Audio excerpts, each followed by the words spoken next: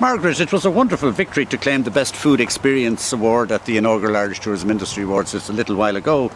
Your entry of the Food Summit with Good Food Ireland just blew the judges away. Tell us a little bit about the scale and the logistics of that great event. Well, that's fantastic to hear, Eamon, and we were absolutely over the moon to have won, and had no idea, we were up against a great short list of people, all very, very deserving.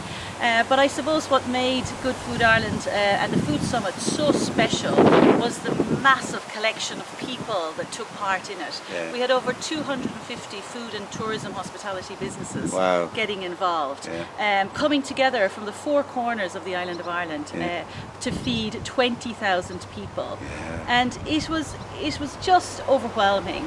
From at the producer level, Good Food Ireland approves all very kind of small little artisan food producers. So when I was putting in an order for 18,000 sorbets or 18,000 jars of little chutney, the mind boggles. Like the sorbet, one of the sorbet producers, a farmer that makes her own ice cream and sorbets. She says, Margaret, I can make 18,000, but where am I going to freeze them? I don't have a freezer big enough. So it was a logistics nightmare, but so exciting as well. And a brilliant success. Yeah, and amazing. And you know what was so lovely? And we experienced this in Good Food Ireland, and I suppose it's what makes us wonderful as Irish people, is the coming together and the way. When Rebecca said that to me about the sorbet, I was talking to Helen G and G's Jam at the same time, and they live near each other. And she said, Helen said, look, no, there's no worries. Tell her make the sorbet, and we'll bring them over and we'll put them in our freezer. So stories like that were just amazing. Magic. And the way we describe it, with our chefs working with those food producers, they all know them so well because they buy their ingredients, they use them in their restaurants, and it's that special coming together that makes it surreal, to be honest. And tell me, will you be repeating the exercise at this year's Tech Summit?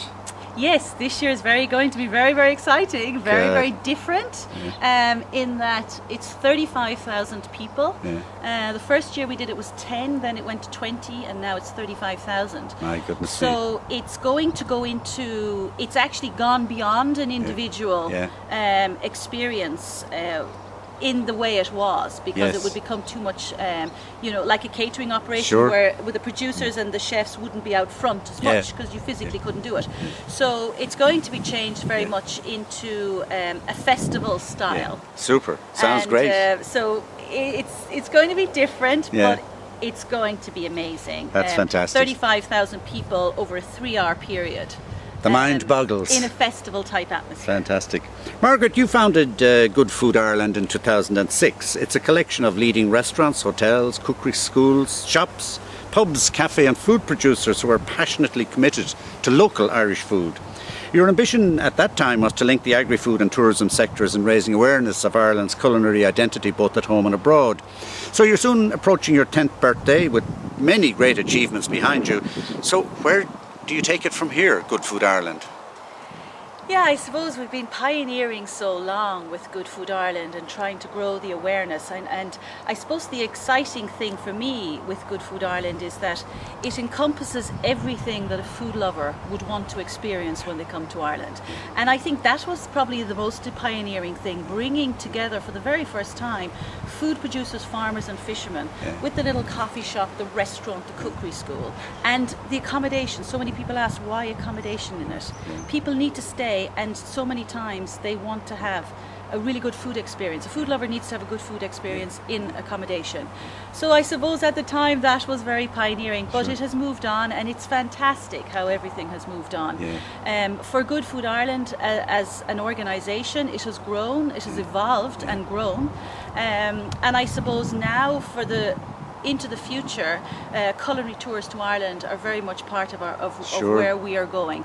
We have been driving them for the last nearly 10 years, as you say. But this year at Mehel was probably the first time that I really felt, these operators now get it, and they're serious.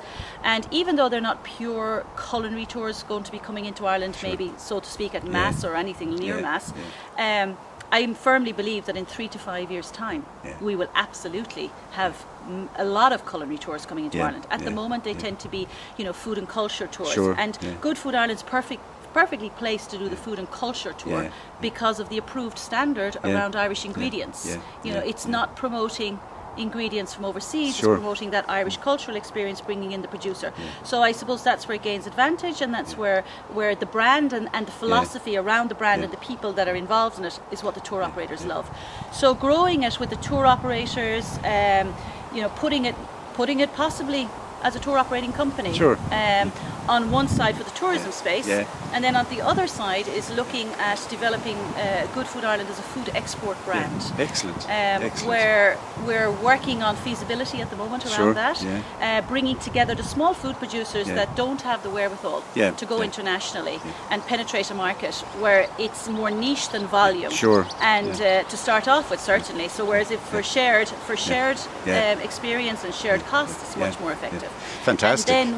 And then we kind of bring the whole link, the tourism and the export food Sure. business together again, and they're mutually reinforcing. Absolutely, yeah, excellent idea, and looking forward to watch that develop, Margaret. But I couldn't visit you here at Ballykelly Farm without asking about Mr. Jeffares' blackcurrant farm and all those wonderful products that your husband Des is producing. Yes. Couldn't get him to come on camera, but maybe the next time. So tell us a little bit about Mr. Jeffares' blackcurrant farm. Yeah, Mr. Jeffares' blackcurrant farm. I mean, it's strange because it's so much part of my life for the last 20 years and it's always been in the background, and it's always been my stable and my rock, so to speak, that has helped me through what I do every day, just to come home to Des and the horses and the farm, and now all of a sudden through Mr. Jeffares' blackcurrants, it's out there. And the reality is, Des and his family, or Des is now third generation. Have been growing blackcurrants here on the farm for the last 60 years, 60 years this year, 1955 they started. And they've been growing for Ribena. And in 2013 that contract ceased. And Des, up to that, was kind of testing the market and doing a lot of research globally for juices. And juices not from concentrates where the biggest growth is. So he very much wanted to kind of go back to his childhood and create a pure, clean juice, a cordial that was like what his mum used to make and squeeze through a little press when they were kids. And hopefully we think he's achieved that. He's onto something. Mr. Jeffares' blackcurrant cordial in a bottle. So excellent. It's around Ireland now. We're growing it nationwide, and hopefully towards kind of October, November, he will start looking at the export market. That's fantastic. Well, given that I'm visiting you here right when in the middle of harvesting the blackcurrants, I'd better get out of your way and let Des and yourself get on with that. But lovely to talk to you again, Margaret, and well done with Good Food Ireland. It's a spectacular success story. Well, Eamon, thank you so much. And again, thank you to the industry and to all the judges for voting Good Food Ireland. It meant so much to so many people. Thank you.